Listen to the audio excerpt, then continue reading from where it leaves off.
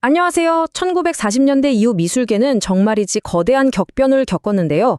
오늘은 그 혼돈과 열정의 시대를 5분 만에 함께 여행해 보려고 합니다. 자, 준비되셨나요? 바로 시작하죠. 이 질문 좀 도발적이죠? 이게 바로 오늘 우리가 탐험할 세계의 문을 여는 열쇠입니다. 기존의 모든 규칙을 부숴버리고 예술가들이 자기 내면과 우리 주변 세상을 완전히 새로운 눈으로 바라보기 시작했던 아주 뜨거웠던 시대로 들어가 보겠습니다. 제2차 세계대전이 끝났을 때 세상은 폐허가 됐죠. 예술가들은 이 파괴된 바깥 세상 대신에 자신의 가장 깊은 곳, 바로 내면으로 시선을 돌리기 시작했습니다. 그리고 캔버스 위에 그 날것의 감정을 그대로 폭발시켰어요. 네, 이게 바로 추상표현주의입니다. 여기서 핵심은 무엇을 그렸는지가 아니라 어떻게 그렸는지예요. 더 이상 캔버스는 예쁜 풍경을 담는 창문이 아니에요. 예술가의 감정과 에너지가 격렬하게 부딪히는 일종의 경기장이 된 거죠. 자, 잭슨 폴록의 혁명적인 액션 페인팅을 한번 상상해 볼까요? 그는 붓을 던져버리고 온몸을 써서 캔버스 위를 마치 춤추듯 움직입니다. 페인트를 붓고 흘리고 뿌리면서요.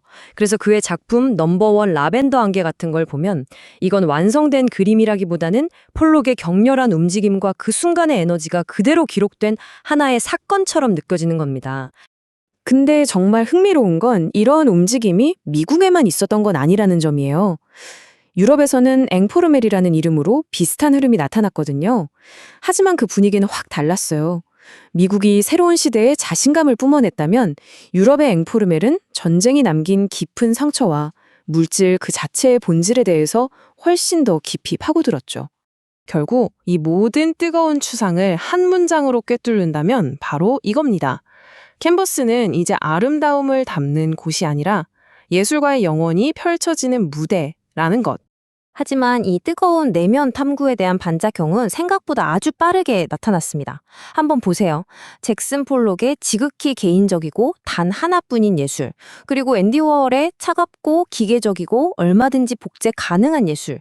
이 둘 사이에 엄청난 간극이 느껴지시나요?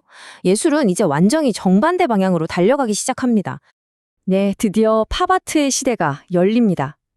추상미술의 그 어렵고 심오한 이야기에 살짝 지친 예술가들이 우리 주변에 가장 친숙하고 어찌 보면 아주 평범한 것들, 바로 대중문화의 아이콘들을 미술관 안으로 당당하게 끌고 들어온 거죠. 팝아트는 말 그대로 퍼퓰러 아트, 즉 대중적인 예술이라는 뜻이에요. 대중매체와 소비문화가 폭발하던 시대의 얼굴을 그대로 담아냈죠. 예술이 뭐 별거냐, 우리 주변에 있는 게 다 예술이다 라고 선언한 거나 마찬가지였습니다. 앤디 월은 심지어 자기 작업실을 공장, The Factory라고 불렀어요. 예술을 창조하는 게 아니라 생산한다고 본 거죠. 그 유명한 마릴린 먼로 연작을 보세요. 실크스크린 기법으로 똑같은 이미지를 색깔만 바꿔서 계속 찍어냅니다. 이걸 통해 예술가의 고유한 손길 같은 건 완전히 지워버리고 대체 원본이라는 게 뭘까? 하는 아주 도발적인 질문을 우리에게 던진 겁니다. 팝아트는 캔버스 안에만 머물지 않았어요. 로이 리히텐슈타인은 만화책 한 컷을 인쇄망점까지 따라 그려서 거대하게 키웠고, 클래스 올덴버그는 푹신한 대형 햄버거 조각 같은 걸 만들어서 우리를 당황시키고 또 웃게 만들었죠. 특히 듀안 헨슨의 슈퍼마켓 여인 한번 보세요. 진짜 사람인지 조각인지 헷갈릴 정도죠.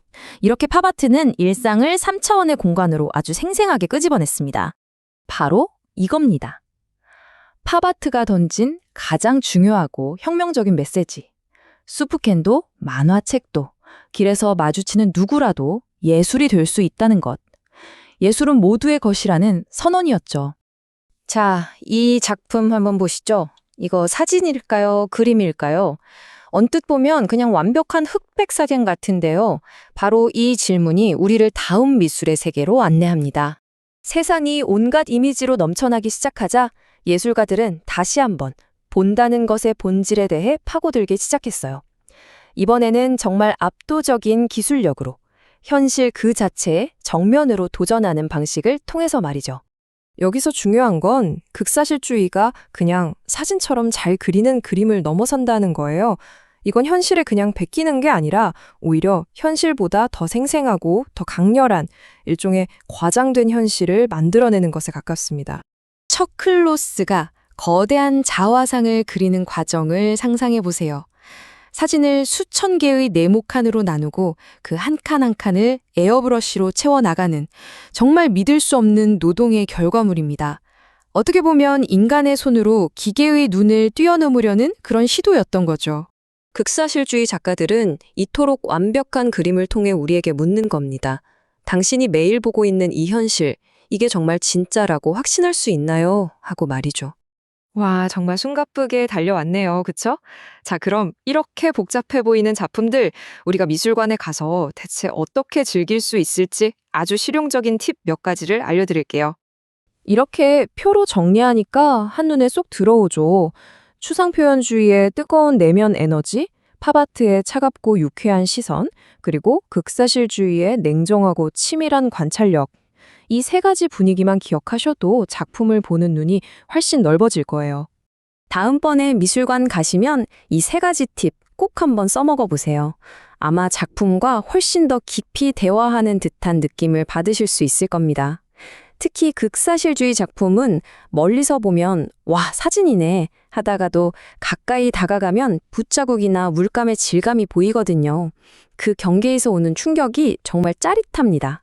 이 모든 예술사조들 그냥 박물관에 박제된 과거가 아닙니다.